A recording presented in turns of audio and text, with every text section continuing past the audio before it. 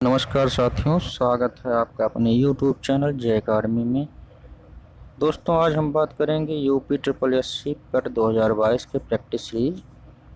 दूसरा सीरीज है ये हमारा। पहले सीरीज में हम लोग बात कर चुके हैं सिंधु घाटी सभ्यता के बारे में।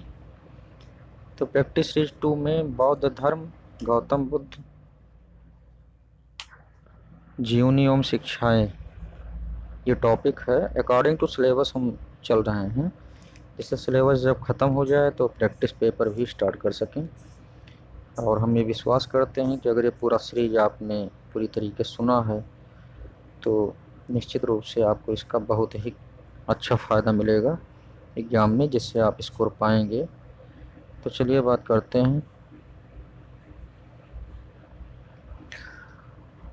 गौतम बुद्ध का जन्म जो है 1563 ईस्वी पूर्व में हुआ था।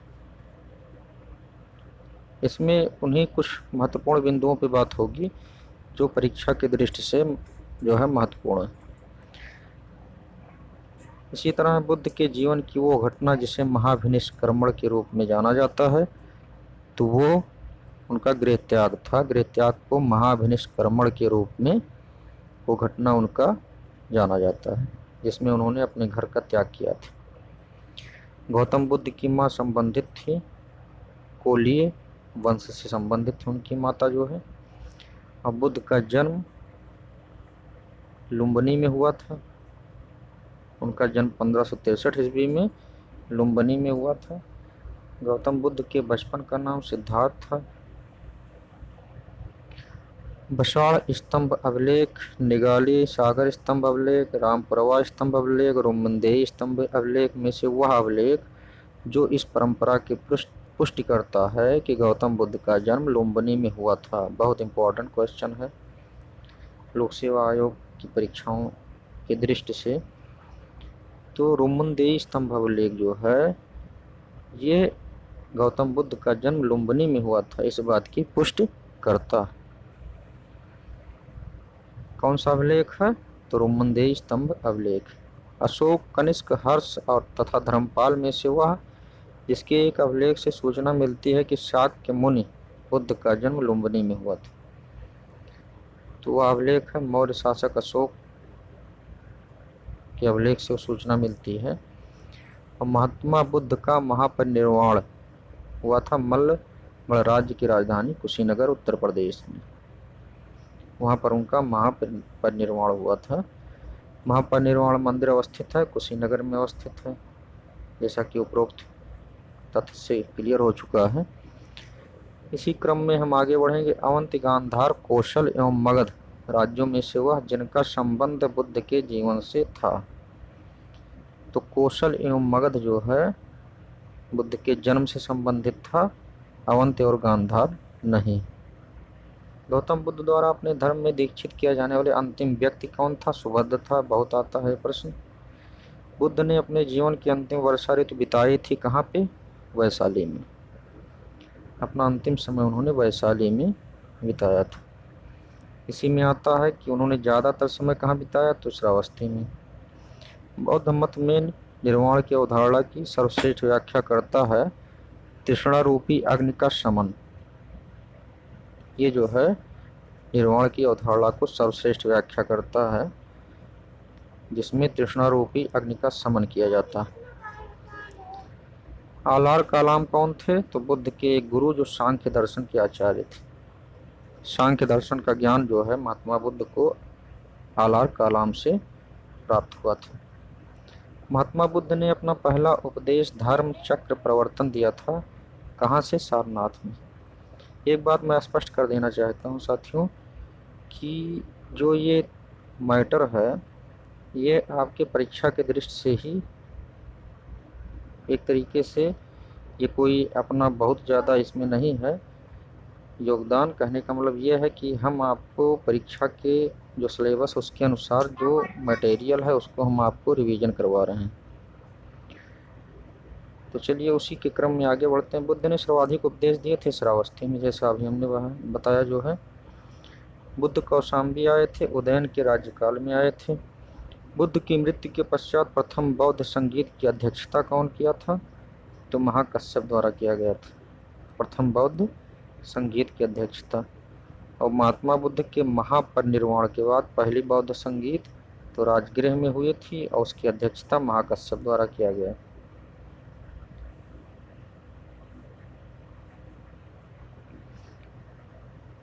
इसी तरह प्रथम बौद्ध संगीत का आयोजन राजगृह की सप्तपर्णी गुफा, जैसा कि पहले हम लोग पढ़ चुके हैं, कश्मीर में कनिष्क के शासनकाल में जो चतुर्थ बौद्ध संगीत का आयोजन हुआ उसकी अध्यक्षता किसने किया था? तो वसुमित्र ने किया था।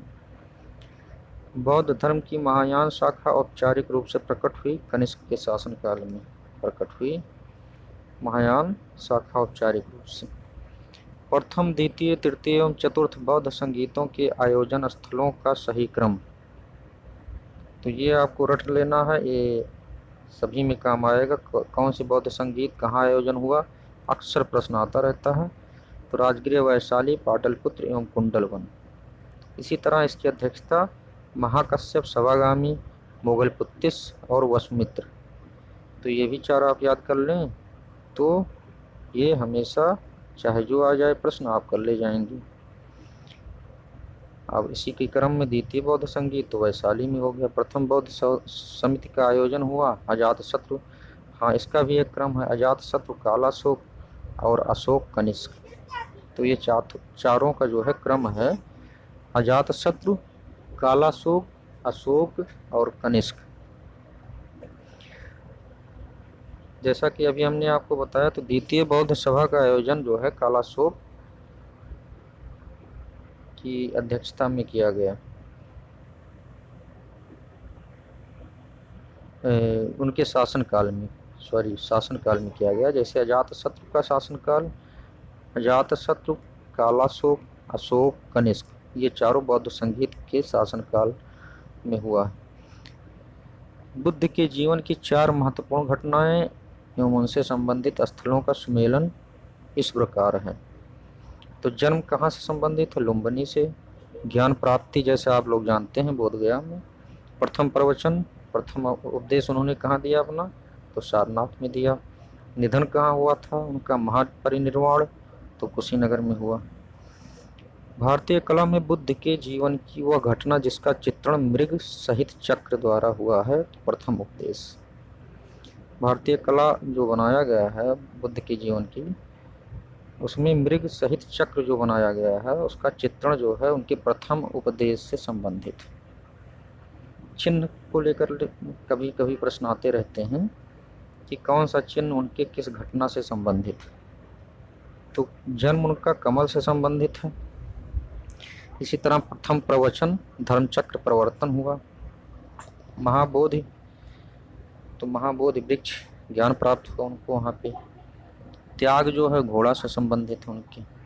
कर्मापा लामा तिब्बत के बुद्ध संप्रदाय के जिस वर्ग का है वह है कंग्यूपा। महात्मा बुद्ध से संबंध में सही कथन, उनका जन्म कपिलवस्तु लुम्बिनी में हुआ, सही है। उन्होंने बोधगया में ज्ञान प्राप्त किया था। उन्होंने वैदिक धर्म को अस्वीकार किया था, जो है उन्होंने आर्य सत्य का प्रचार किया था। बोधगया में महाबोधि मंदिर बनाया गया जहां गौतम बुद्ध को ज्ञान प्राप्त हुआ था। बोधगया में बोध वृक्ष को नष्ट कर दिया था किसने? शशांक ने। प्रमुख बौद्ध पवित्र स्थल जो निरंजना नदी पर स्थित था उसका नाम बोधगया है। अब बुद्ध के उपदेश संबंधित हैं आचरण की शुद्धता व पवित्रता से संबंधित। ये सारे महत्वपूर्ण इसमें आपको तथ्य हैं। यदि आपने पूरा रिवीजन किया तो निश्चित रूप से इससे बाहर के प्रश्न नहीं आना चाहिए, आएगा भी तो बहुत कम संख्या में हो सकता है। इसी तरह बुद्ध के जीवन काल में ही संघ प्रमुख होना चाहता था कौन? देवदत्त। इसके लिए जिसको देवदत्त ने हमेशा विरोध किया था जो है महात्मा बुद्ध का। गौतम बुद्ध ने अपनी मृत्यु के उपरांत बौद्ध संघ के नेतृत्व के लिए नामित किया था, किसी को भी नहीं नामित किया। अष्टांग मार्ग की संकल्पना अंग है धर्म चक्र प्रवर्तन सूत्र की विषय वस्तु। जैसा कि हम लोग जानते हैं कि बौद्ध धर्म हिंदू धर्म से ही प्रेरित है और ये कहीं अलग का नहीं है, उसी की एक शाखा ही माना जाएगा इसको।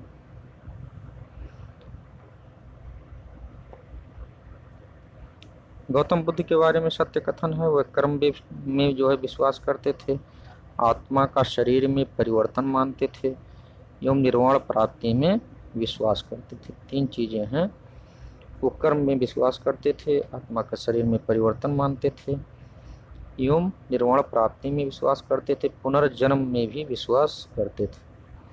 बौद्ध संघ में भिक्षु के रूप में स्त्रियों के प्रवेश की अनुमति बुद्ध द्वारा दी गई थी वैशाली में। त्रिपिटक है, बुद्ध के उपदेशों का संग्रह है। ये त्रिपिटक ग्रंथ संबंधित है बौद्ध धर्म से, स्पष्ट है। वह बौद्ध ग्रंथ जिसमें संघ जीवन के नियम प्राप्त होते हैं। तो विनय पिटक में कभी कभी ये भी पूछ लिया जाता है कि बौद्ध के किस ग्रंथ, कौन सा ग्रंथ किससे संबंधित है। तो विनय पिटक जो है संघ जीवन के नियम विनय पिटक में दिए गए हैं। वह बौद्ध साहित्य जिसमें महात्मा बुद्ध के नैतिक एवं सिद्धांत संबंधित प्रवचन संकलित हैं। तो सुत्त पिटक में जो है उनके नैतिक सिद्धांत प्रवचन जो है, नैतिक और सिद्धांत से संबंधित प्रवचन सुत्त पिटक में है, और जीवन के नियम से संबंधित जो है विनय पिटक में है। वह बौद्ध साहित्य जिसमें बुद्ध के दार्शनिक सिद्धांत का उल्लेख है, तो वह है अभिधम्म पिटक। अशोकाराम विहार स्थित था पाटलिपुत्र में। विश्व का सबसे ऊंचा कहा जाने वाला विश्व शांति स्तूप स्थित है राजगीर बिहार में। बुद्ध की 80 फीट बड़ी प्रतिमा जो बोधगया में है निर्मित की गई है जापानियों के द्वारा। सर्वप्रथम स्तूप शब्द मिलता है ऋग्वेद में। इसी के क्रम में आगे हम बढ़ते हैं। सारनाथ, सांची, बोधगया एवं कुशीनारा में से वह स्तूप स्थल जिसका संबंध भगवान बुद्ध के जीवन की किसी घटना से नहीं रहा है, तो वह है सांची का स्तूप, उसका किसी घटना से संबंधित नहीं। संसार अस्थिर और क्षणिक का बौद्ध, जैन, गीता एवं वेदांत में से किससे संबंध है, तो बौद्ध से। एशिया के ज्योतिपुंज के रूप में जाना जाता है गौतम बुद्ध को, लाइट ऑफ एशिया भी कहा जाता है। सर एडविन एर्नाल्ड की पुस्तक द लाइट ऑफ एशिया आधारित है ललित विस्तार पर। गौतम बुद्ध को एक देवता का स्थान जिस राजा के युग में प्राप्त हुआ, तो वह कौन थे? कनिष्क के शासनकाल में गौतम बुद्ध को एक भगवान का रूप प्राप्त हुआ, देवता का रूप दिया गया। भारत में पहले जिन मानव प्रतिमाओं को पूजा गया वो थी बुद्ध की ही प्रतिमाओं का पूजन प्रारंभ हुआ था। इससे देश में जिस धर्म के लोगों ने मूर्ति पूजा की नींव रखी थी वह है बौद्ध धर्म। Important question. गांधार शैली की मूर्ति कला में बुद्ध के सारनाथ में हुए प्रथम धर्मोपदेश से संबद्ध प्रवचन मुद्रा का नाम है तो धर्मचक्र। प्रथम उपदेश धर्मचक्र से संबंधित है। बुद्ध की खड़ी प्रतिमा बनाई गई कुषाण काल में। भगवान बुद्ध की प्रतिमा कभी कभी एक हस्त मुद्रा युक्त दिखाई गई है, जिसे भूम स्पर्श मुद्रा कहा जाता है। यह प्रतीक है मार्ग के प्रलोभनों के बावजूद अपनी शुचिता और शुद्धता का साक्षी होने के लिए बुद्ध का धरती का आह्वान। भूम स्पर्श मुद्रा की सारनाथ बुद्ध मूर्ति संबंधित है, गुप्त काल से संबंधित है। कथन कारण में क्वेश्चन ये सब ऑलरेडी परीक्षाओं में पूछे गए हैं। कुशीनगर मल्ल गणराज्य की राजधानी थी, सही है। महात्मा बुद्ध का महापरिनिर्वाण कुशीनगर में हुआ था, ये भी सही है। लेकिन ये कथन और कारण दोनों सही, लेकिन व्याख्या नहीं है। अब स्थल हम आ जाते हैं। लोथल, जैसा हम लोग सिंधु घाटी सभ्यता में पढ़ चुके हैं, लोथल गुजरात में प्राचीन गोदी क्षेत्र है, बंदरगाह के रूप में जाना जाता था इसको। सारनाथ प्रथम बुद्ध का प्रथम धर्मोपदेश। सारनाथ अशोक का सिंह स्तंभ शीर्ष जानते हैं हम लोग। नालंदा बौद्ध अभिगम का महान पीठ। महायान बौद्ध धर्म में बोधिसत्व अवलोकितेश्वर को और जिस अन्य नाम से जानते हैं वो है पद्मपाणि। भारत के धार्मिक इतिहास के संदर्भ में सत्य कथन है बोधिसत्व अपने प्रबोध के मार्ग पर बढ़ता हुआ करुणामय है। बोधिसत्व समस्त सचेतन प्राणियों को उनके प्रबोध के मार्ग पर चलने में सहायता करने के लिए स्वयं की निर्वाण प्राप्ति विलंबित करता है। हीनयान अवस्था का विशालतम एवं सर्वाधिक विकसित शैलकृत चैत्यगृह स्थित है कार्ले में है। प्रथम शताब्दी ईस्वी में जिस भारतीय बौद्ध भिक्षुक को चीन भेजा गया था तो वो नागार्जुन थे, जो है शून्यता के सिद्धांत का सर्वप्रथम प्रतिपादन करने वाले बौद्ध दार्शनिक का नाम है नागार्जुन। नागार्जुन जिस बौद्ध संप्रदाय के थे वो है माध्यमिक। विक्रमशिला वाराणसी, गिरनार एवं उज्जैन में से बौद्ध शिक्षा का केंद्र है। तो विक्रमशिला वल्लभी विश्वविद्यालय गुजरात में स्थित है था, जो है कहने का मतलब। और नालंदा विश्वविद्यालय के स्थापन का युग गुप्त काल। नालंदा विश्वविद्यालय के संस्थापक कुमार गुप्त, बहुत इंपॉर्टेंट क्वेश्चन है और ये आते रहते हैं एग्जाम में। नालंदा विश्वविद्यालय जो है विश्व प्रसिद्ध था बौद्ध धर्म दर्शन के लिए। 12वीं शताब्दी के अंत तक नालंदा महाविहार का पतन हो गया। सही है, महाविहार को राजकीय प्रश्रय मिलना बंद हो गया था। ये भी सही है लेकिन व्याख्या नहीं सही है। नौ नालंदा महाविहार विख्यात है पाली अनुसंधान संस्थान के लिए। इसी तरह आगे बढ़ते हैं दोस्तों। ये कहने का मतलब ये है, इस वीडियो को आप जहाँ भी समय मिले वहीं भी आप देख सकते हैं और अकॉर्डिंग टू सिलेबस उसके जो तथ्यात्मक चीज़ें हैं उसको एक बार आप नए सिरे से आप देख सकते हैं, सुन सकते हैं। और रही बात प्रैक्टिस की तो उसके लिए हम अलग से बनाएंगे, जो महत्वपूर्ण क्वेश्चन है उसका संकलन करेंगे फिर आपको देंगे, लेकिन पहले ये सिलेबस ख़त्म हो जाए उसके बाद।